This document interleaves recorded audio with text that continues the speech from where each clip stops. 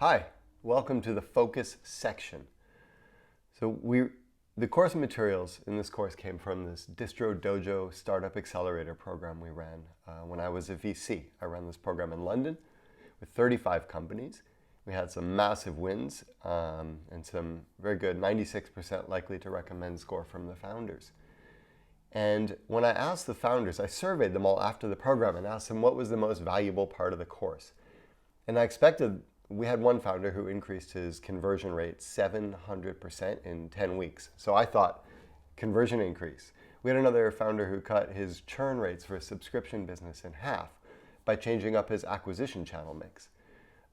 We had people who expanded their sales internationally, lead scoring. I expected to hear about these great wins. And the founders did not mention their single tactical wins at all. And that was a complete surprise to me. And what about 80% of the founders said the most valuable thing in the course for them was the process, was the growth process. And I thought about it, and I guess it's sort of like going to the gym, right? I mean, if you go to the gym and work out for a week in January, you're not going to be strong, you're not going to be healthy. A company is not going to become a unicorn because they do one conversion experiment once, right? The way this really impacts the trajectory of your company is when all the skills and tricks and theories I'm teaching you in this course become a habit for everybody in your company. And when you start repeating these things and learning from them and iterating on them. So that's why the silver bullet, when people say, what's the silver bullet? Just tell me what growth hack to go do, genius. The silver bullet is the process. So why do companies fail? Why do they lose track of the process and go astray? Well, there's a few reasons. I think one of the big ones is just that, these are habits and they're new habits. And when you get stressed, you fall back on, or when you're overwhelmed, you tend to fall back on what you know how to do. You go to your comfort zone instead of doing these new weird things. And the other big one, to be totally honest, is that the founders, the CEOs, screw it up. Okay? What happens there? Well, the founder's a genius and a visionary and full of ideas, and he's in the shower and he has a great idea, and he comes in and tells the growth team, forget the North Star metric, forget all the stuff in your backlog, go do this instead. Or often it's not just the founder, like an investor, there'll be an investor meeting or a board meeting, and the chairman, who's like 60 years old and never worked in a startup in their life, is like, oh, you should do this, because when I was working for this bank, they did it and it worked really well. And then, the founder's like, well, I can't really tell the chairman of my board to screw himself, so I guess we need to do this. So these other ideas and distractions are going to bombard you from all these different directions. And the point of the process, and the point of the KPI dashboard, and the point of these weekly meetings is to force you to have the discipline to keep focused. So you're going to have a growth meeting every week, and we'll go through the agenda.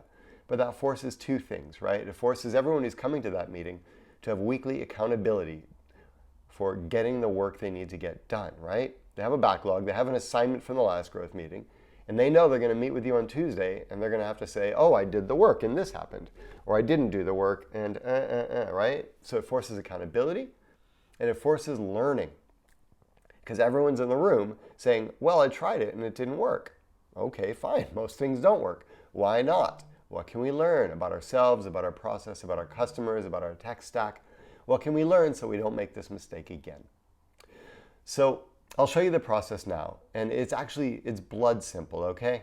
So if you look here, we've already done the customer research. So we have our jobs to be done, we have our personas. Take all that information as a critical input, and we've also made our KPI dashboard. So we know what we're solving for. We have a list of our most important metrics on the top of this page that anyone can look at anytime. Okay, then the big input is going to be ideas.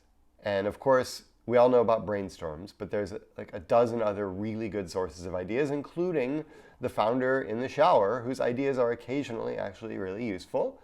And occasionally the chairman of the board, despite the fact that I make these ageist comments against him, actually might have some good ideas. So you have all these idea inputs, and they go through this process of scoring and prioritization based on effort and impact. And then you pick a few of these ideas that you're going to focus on, which means most of the stuff in your so-called backlog is not a to-do list, it's a not to-do list, right? And having a not to-do list is the secret. Steve Jobs once said that Excellence doesn't come from picking the right things to do. It comes from saying no to 1,000 other things that you're not going to do. All right, so the stuff goes onto this list and gets deprioritized. And then each week, you pick one thing, two things, maybe if you're really bold, you pick 3 things off that list and you execute them in really short 1 or 2 week sprints. And now you're wondering, well, how do you do 3 months worth of a 3-month-long project in 2 weeks? We'll talk about that in the sprint section, I promise. Okay. So anyways, you get this in for a sprint. Some of these things are just obvious no-brainers and you're going to just go do them. But a lot of the most valuable ones, you're not sure if they're going to work or not. So you're going to run experiments. And we'll have a whole section where you can learn how to properly develop and execute and learn from experiments. So you can start running weekly experiments, which is great. And then you're going to have your growth meeting. And I talked about that, right? That's the drumbeat of the entire process. That's where you get together every week. I recommend Tuesdays because you look at your numbers on Monday and think about them, and then you can have a conversation about them on Tuesdays. But anyway, there's a whole section on how to do a growth meeting too.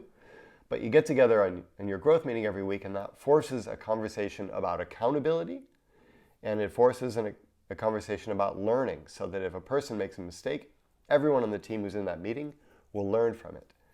And the key, you just iterate this cycle. You get a bunch of smart people together for a tightly structured conversation and think about how you grow. And then you iterate this cycle, you get moving in the right direction, and you get to going fast. Okay, so there's 3 parts in the rest of this section. First, we're going to actually go through and talk about all the different sources of ideas, where you get them, how you score them, and how you prioritize them. Second, we'll talk about experimentation and how you design and run experiments.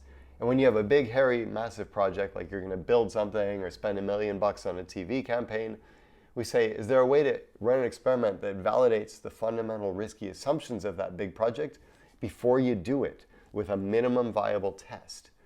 And then, of course, we'll have a section just explaining how to run a growth meeting. So I will see you in the next section.